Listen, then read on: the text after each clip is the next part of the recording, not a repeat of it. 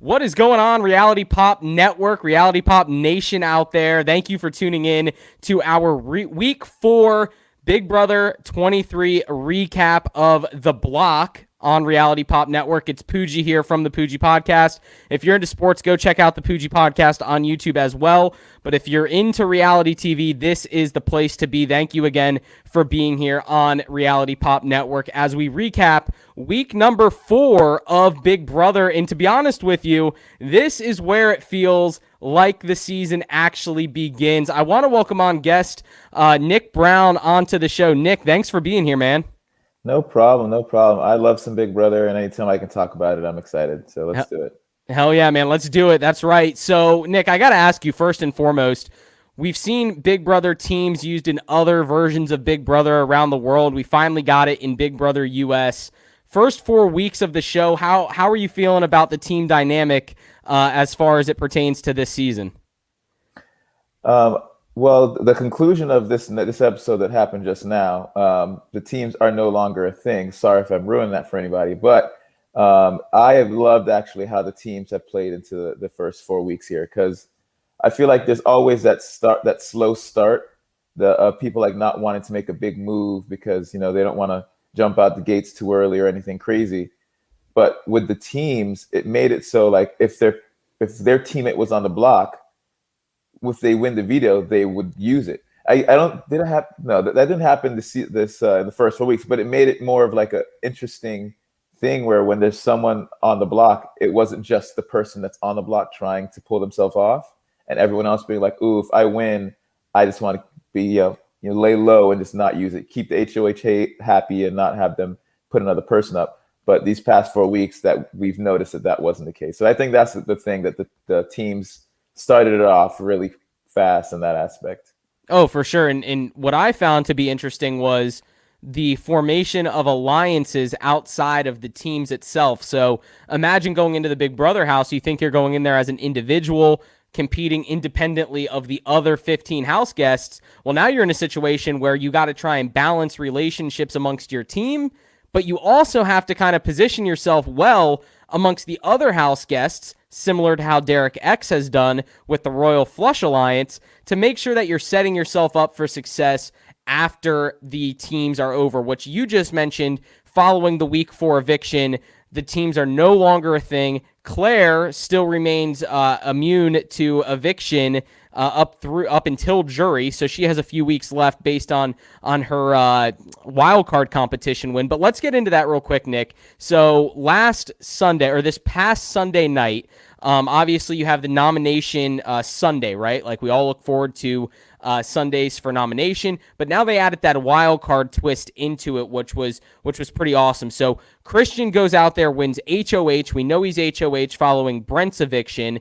He has a difficult decision to make, not necessarily who to target or not necessarily who to put up, but who to target. So Nick, in your opinion here, he had Whitney, he had Hannah, Brittany was even floated out there as a name to put on the block. What were your thoughts around that nomination ceremony as far as Christian's HOH? So Christian had a rough spot, I feel, because he was basically aligned with the whole house minus 4 people. The Royal Flush, it was Ozanot in it, Brittany, Whitney, and that was it. It was 3 people because Derek F wasn't in it either. Yeah, Derek F was not in it. Yeah, so 3 Jokers and Whitney were the ones not in it, and Hannah. So 5 people. Mm-hmm. And it just really hit his chances. His options were very low. So, and then with the wild card, not knowing who's gonna be safe or not safe or things swapping, I think he had a very tough decision and somehow made it through the week with not much blood in his head. I feel like minus Frenchie, because Frenchie did a horrible job of it. All the HOHs seem to like get to a certain point where their decisions weren't really causing a lot of stir in the house, which is good. So I think that Christian was just trying to follow suit, and with his nominations, there wasn't any crazy blow up from it. So yeah, I think he did a good thing. And I tell you this, I cannot wait for us to do the reality roundtable again sometime soon to recap Frenchie's HOH, Kylan's HOH, and then Xavier's HOH, because all of the HOHs thus far have kind of had different feels to him. Different, like you mentioned with Frenchie's being a more aggressive, kind of out there. Some are saying Frenchie might be the worst player in Big Brother history for having a week 1 HOH. The worst big fan, the worst super fan. The worst, yeah, right. You're a super fan and don't know how to handle week 1 HOH. What are you doing, man?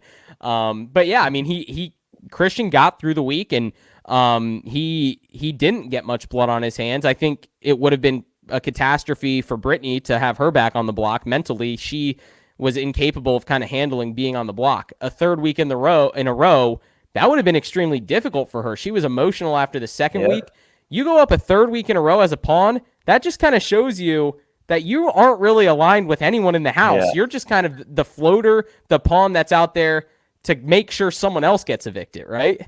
Yeah, and I feel like that'd be a horrible position to be in. And I feel like you can never really choose that position. It just kind of somehow gets placed in you by things that just happen, and then you're stuck in it. And there's like, no matter who you talk to, how you talk to them, like there's nothing, quite literally nothing you can do. It's almost like being the one person that wants somebody out and the whole house is against it. You can talk to literally everybody individually and be like, hey, like we should do this. And then individually they're going to be like, yeah, of course, like totally. But they're not going to have that support with everybody else when you're not in the room. So it's such a difficult position, I feel like, to be in and to get out of. And once you're in it. Yeah, that's the big thing, is getting out of that position is god awful, because the longer the game goes on for Brittany, it's going to be more difficult for her to find an alliance, right? Because she's not building the same trust as others are building in the house. But let's get into this wild card competition. We found out it was the last wild card competition in the house. It saw Azah, Whitney, as well as Claire competing in the Olive Shook Up contest, where they had to roll their olive down a zigzag board into the toothpick of the martini glass. And pretty fun competition. Those are always kind of fun. The finesse, strength, focus competitions are pretty cool. But really, from the outset, it seemed like Claire had the thing wrapped up. Azah didn't really know what she was doing, and Whitney was going way too fast, right?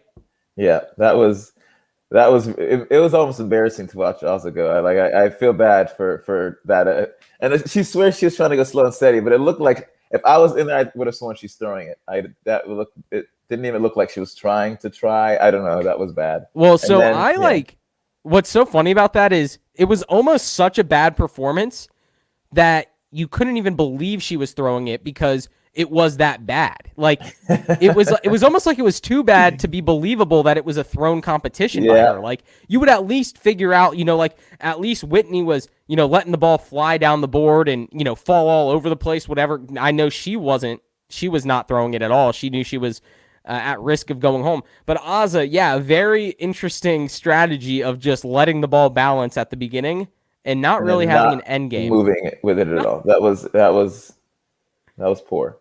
Yeah, so a bad competition on Azah's end.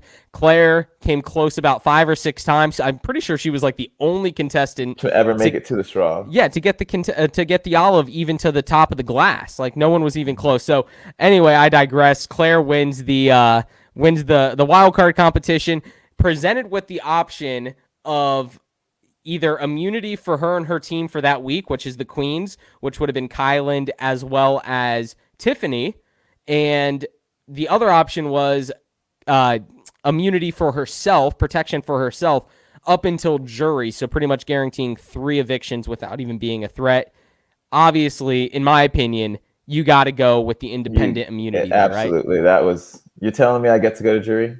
No, let's do it. Right? Thank you, and Julie. I'm thinking the producers have to be sitting there wanting Whitney to win, knowing what the reward would be, because then that would make her stay in the game for another few weeks and would really just shake up the house based on where the targets alliances were. Yeah. So it makes you wonder: are the producers are they sometimes loaded rewards based on what they want to happen, kind of like they're directing the game in a certain direction, right? Yeah. I really don't want to believe that they are, but one place that I always feel somewhat sketchy is the switch when they're picking for the veto and they're reaching into the box and are they stacking it with the certain names they want? And I don't know. I always feel really weird about that, especially because they're always interviewing the people before, and it's I really want to play because this, that, and the other, and then that's the person that gets chosen. I'm Gotta love it though. You know, it doesn't matter. Yeah, I think know, right? if anything, Again, I feel like they do it to where it's like they can't show everybody saying they want to do it. So like they show the couple and then they choose one of those couple. But yeah. No, I get it. Again, those out there watching, listening live, thanks for being here. Be sure to subscribe to the channel. If you're into sports, go subscribe to the Poogie Podcast as well. My name is Justin from the Poogie Podcast, and Reality Pop Network is gracious enough to allow me to crash their network for a little bit to talk some reality TV and some Big Brother. So subscribe. We're talking about week 4 of Big Brother, where the game really starts, and you're listening to The Block on Reality Pop Network. So, Nick, like you just said, the loaded bag of veto chips, veto comp chips. Hannah really needed Derek X to play in that. And what did she pull? House Derek guest X. choice. House guest choice to choose Derek.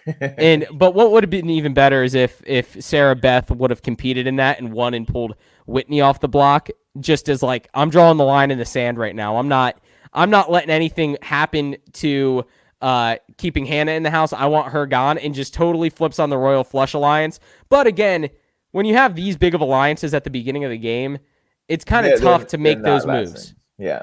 You know, like to make those moves. Yeah.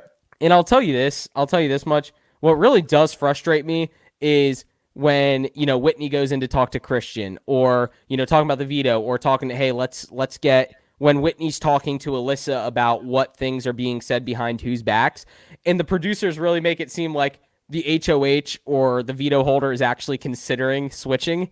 And then there's a 10-0 vote at the end of the episode. And it's like all that excitement of maybe actually a split vote for once, and it never happens. Like, come on, give us something to be excited about. Well, but they are. That's literally what they're doing. They're giving you something to be excited about. Because if they went on like saying, all right, guys, so the house is pretty unanimous on it, so we're just going to talk about this, then I would be like, all right, cool. So I know the end of the episode. I mean, I agree with you. I dislike it, but it's just. Well, I'm just like, because I'm sitting there like, come on, please, something crazy happens, something wild. Whitney like all dressed up and makeup, and then you see, not that Hannah wasn't looking cute, but like, she was just like wearing a sweatshirt and like ponytails. I was like, all right, so we obviously can tell from the two of you sitting in the chair, like who's ready to walk out and sit next to Julie, like. right, and you talk about the way Whitney was dressed. There was some tough love to Whitney towards that episode on Sunday. Actually, some funny stuff with the workout clothes and stuff. Yeah. Just everyone giving her a hard time about that. Just that too funny.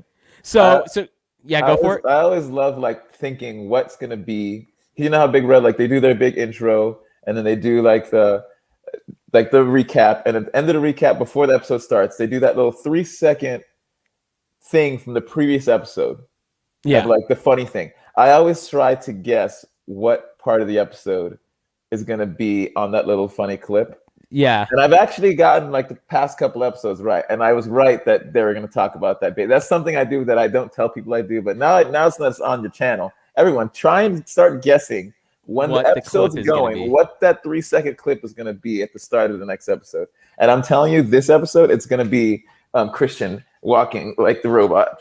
Christian trying to do the Derek walk. You heard it here first. The start of the next episode, that will be the 3-second clip. All right. I promise you. You heard it here first. I like that. I hadn't even thought about that, but I do remember from back in the college days, you always talking about how you liked to do that guessing game. Yeah. And I was thinking about that at the beginning of this episode.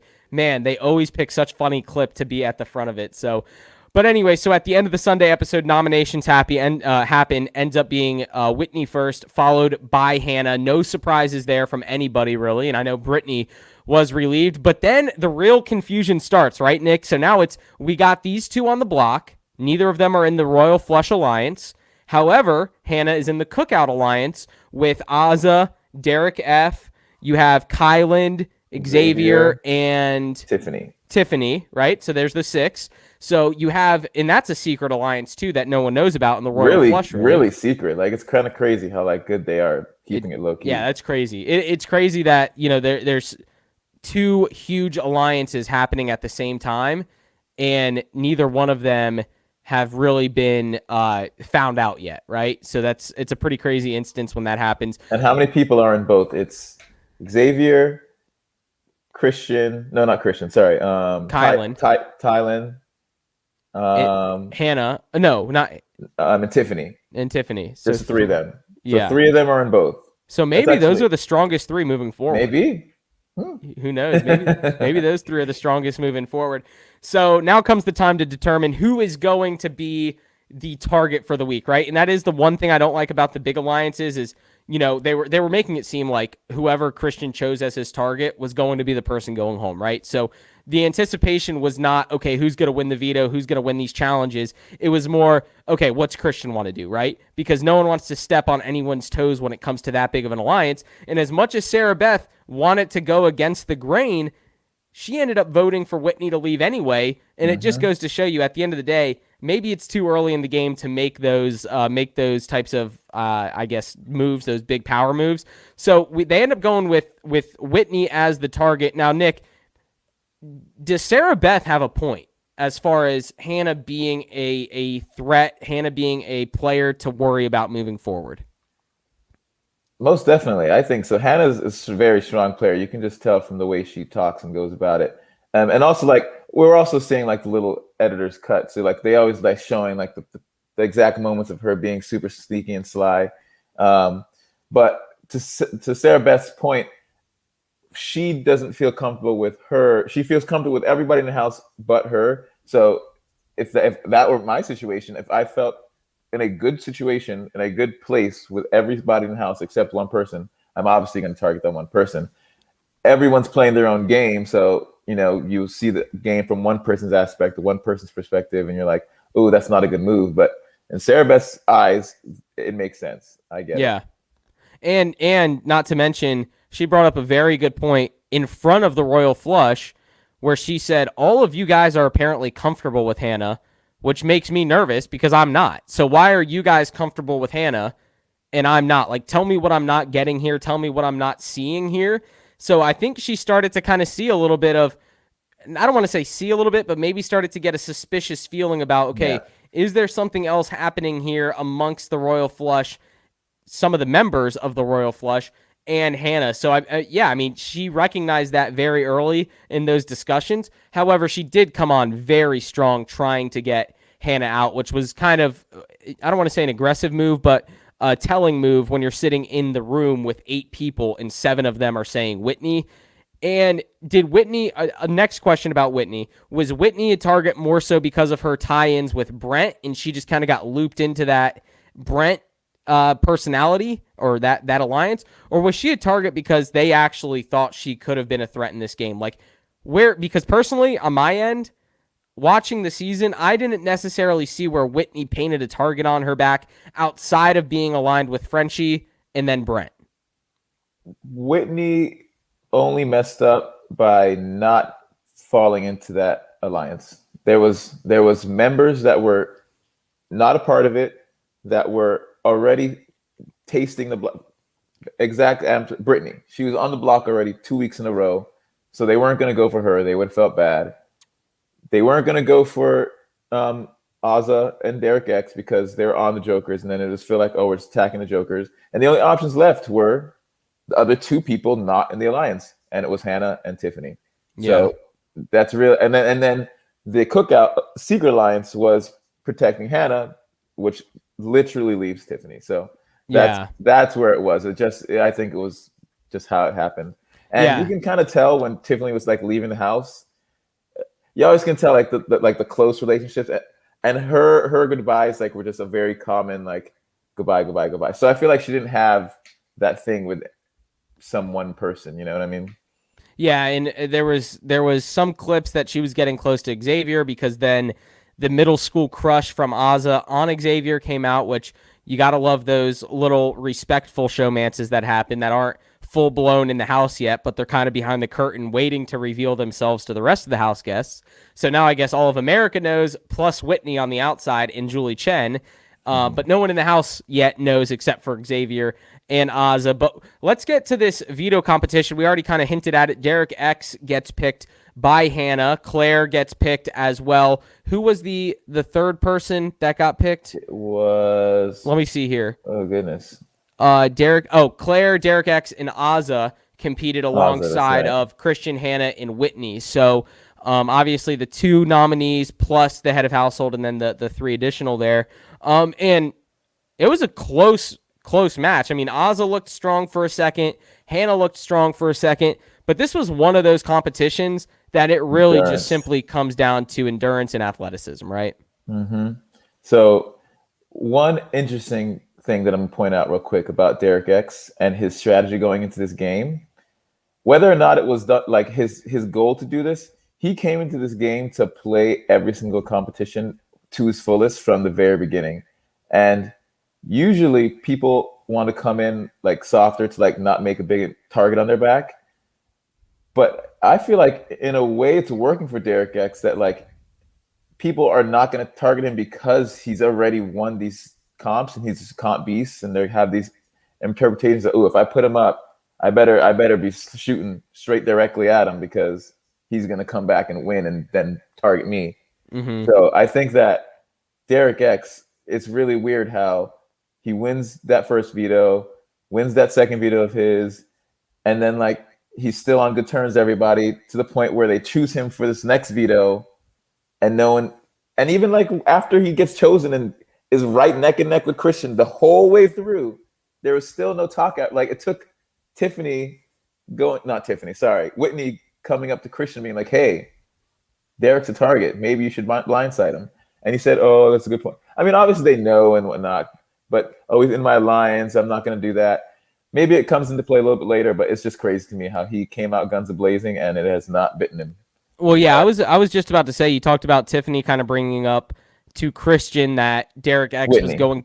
Whitney bringing up. Sorry, excuse me, Whitney. I messed you up. Well, no, we have Whitney, Brittany, Tiffany. So I'm trying to keep all the Y's in order, trying to keep everything in order. So you had Whitney go up to Christian to discuss why Derek X would be a good replacement. Now, where I think she fumbled the bag on that whole pitch was that she didn't go there first. Well, granted, she didn't want to throw a teammate under the bus, but Christian was in the room when the whole comment happened. So wait, before we go any further, let's get to the comment real quick. So they're all sitting in the room, post-veto, everything's going crazy, whatever. They're all sitting there talking about slop.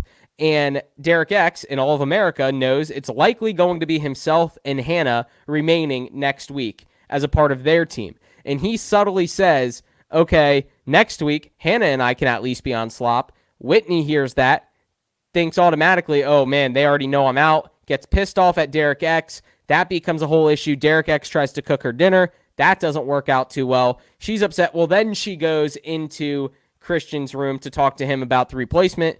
And I think that was, I don't want to say an issue because I don't blame her for not throwing Derek X under the bus earlier because he was a teammate. But I also think that her argument held less water because Christian knew the only reason she's coming here and saying this is because of what Derek X said an hour ago when we were all downstairs, right? Yeah. So that's a great point. So Didn't even think about it that way, but that's a good point. Well, yeah, it's like she went to him after the fact, and it's like you can't take the shot after the fact. Now, if it was something between Derek X and her independently and isolate it away from everyone, then yeah, go for it and take your shot, and maybe it holds more water. But Christian's just going to view that as a last-ditch effort to get out the person that was talking behind like her back, and isn't really going to mean much to him based on their minds already being made up. So, you know, bummer for her to not be able to catch his ear strong enough there to stay in the game. So we get past the veto, obviously. We discussed that. Christian takes home the veto there, decides not to use the veto, leaves the two nominees up on the block. And then we get to Sunday's episode, which left a lot for us to be desired. Me personally, I'm thinking to myself, this could be a 6-5 split. Did you have that feeling at all? Or a 6-4 split, excuse me. Or even a 5-5 tie. Did you have that feeling at all? For Whitney Hannah? Yeah. Nah, not really. I'm not gonna lie to you. I just felt it was with the Cookout Lions being so strong and the way that they're planning things that I did not. There's no way I even saw. I thought a sympathy vote or two to go like Sarah Beth or someone trying to throw Sarah Beth under by doing like one of those votes and trying to say, oh, that person did the vote. But yeah, no, I truly like that Cookout Alliance is actually pretty strong. Well, it's surprising that they're not butting heads as much. Well, so I was thinking to myself, there's 10 people voting in this eviction ceremony. There's 2 on the block, and then Christian the HOH.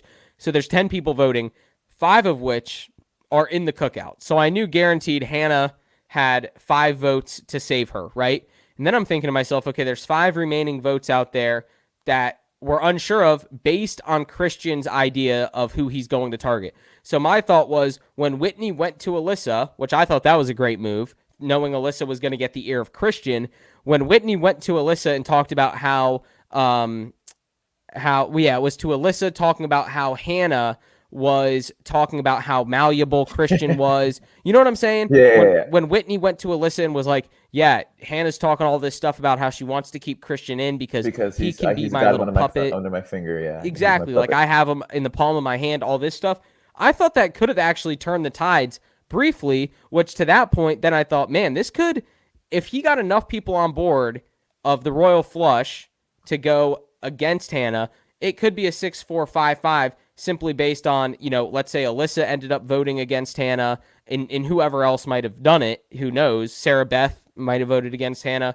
And at that point, it's a numbers game. But yeah, for the most part, the whole week, it looked like Whitney was gone and the target the whole time until the very last second. Again, we talk about the producers and how good they are at making us think that something might happen and then nothing happened at all. So pretty interesting how that works. So Whitney goes out on a 10-0 vote. Nothing crazier happens in that, and Hannah remains in the game. I want to ask you, what alliance in the household gets blown up first? Do you think it's going to be the cookout, or do you think it's going to be the Royal Flush? Oh, Royal Flush. There's not much left of it to not get blown up. Like, it's next week. Are they just going to put Tiffany and Azza up again? Like, there's no way this next week could get blown up. After this endurance comp, whoever wins it, it's not making it past this next week. Okay. And it's not this week, one more week. That's that. I'm holding myself to that. Fair enough. And I agree with that from the standpoint of the Royal Flush was built on the basis of the teams, the Kings and the Queens, plus Derek X. Exactly. And him so just being in no it. Longer... Whereas the cookout was built on the basis of being individual players in the game, not associated with any specific team. So I think that definitely it's a more sustainable alliance moving forward, because now that the teams are gone, yeah, you might have, some loyalty and trust to some people just based on the first 4 weeks, but let's see how far the first that 4 carries minutes, over. The first 4 minutes, just to be honest, like they didn't even like really choose these teams. It was a screen randomly popping up, 2 random names, and you chose a random person that you've never met before in your life. And then that randomness decided your fate for the next 4 weeks. Yeah. So, it's crazy. But that's Big Brother. So, yeah. So, yeah, I mean, that's right. They didn't even actually get any time in the house to get to know each other and then pick who was going to be on what teams. It would have been fun if they did something like that where maybe mid-season, maybe they hide stuff around the house where, like, whoever finds these keys or whoever finds this item become part of a team, so that there's a little bit of gameplay before the team aspect of it. Reverse teams, right? Like you go in independently and then boom, you create teams afterward or halfway through. That'd be crazy. But anyway, Nick, anything else from you for this week 4 recap? Anything else stand out during episodes Sunday, Wednesday, or Thursday, tonight's eviction episode? I'm excited to have everyone playing by themselves. Like the team thing was a great way to start it off, to get people actually playing. And so the first bits of this week's are interesting and not just like kind of what Frenchie was saying, like the normal, we evict out, the old person, the slower person, the weaker person, the way that the game started, I loved it. But right now, with the fact that everyone's individual now and it's an endurance comp, so it's going to be, someone who's willing to fight and stick up there and as long as they want, and then go on and do something crazy with this HOH. And this upcoming week, if you didn't catch it, Julie Chen said there's going to be an America vote for something to happen to the game. So there is a lot of things to look forward to this upcoming episode. Did you not hear that? No, I did not. I did not hear that. Yeah, I was too worried about getting Paramount Plus up on my TV for my girlfriend to watch the end of the HOH competition. So well, there you go. You missed it then. Julie Chen said next week there's an America vote that we're going to get to do something for the game. So I'm excited to see what that twist is. Well, we still get America's vote. I'm sure there's still going to be a double eviction somewhere along the lines. There's a lot left to be had. And I will say this. It felt like one of the first weeks the game actually started, and next week's going to be even better based on the fact that they are competing individually, no longer as a team. Really changes the dynamic of the game. We'll see how far some of these alliances can carry some of these people. But again, Reality Pop Nation, thank you for being here. Thank you for tuning into the block on Reality Pop, recapping week 4 of Big Brother. Again, my name is Pooji. I'm with the Pooji Podcast. Go check us out on YouTube, Spotify, Apple, wherever you may get your podcasts. If you're into sports, that's what the Pooji Podcast is all about. But if you're into reality TV, this is the place to be. I've said it before, and I'll say it again. This channel is awesome. For lack of a better term, it's dope.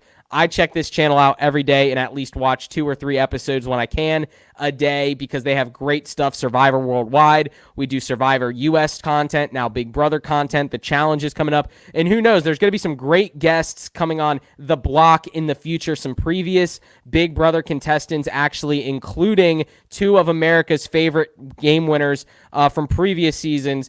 Back, maybe some controversial seasons too, actually, from back in the day of Big Brother. So you're definitely going to want to tune into that. So be sure to subscribe. That way you never miss an episode of The Block every Thursday, recapping the previous week of Big Brother. Nick, anything left from you, or are we good to sign off, my man? Oh man, we're good to sign off. I think I said everything that needs to be said, but yes, this is going to be a good. I actually no, there was one thing left to be said. I truly think Big Brother did such a good job with selecting the cast this year. Like, every single person in that house, like, I am somewhat rooting for in a small way, but a majority of them I'm rooting for in a big way. And there's no one in there that I hate. So that's crazy. And good job, Big Brother.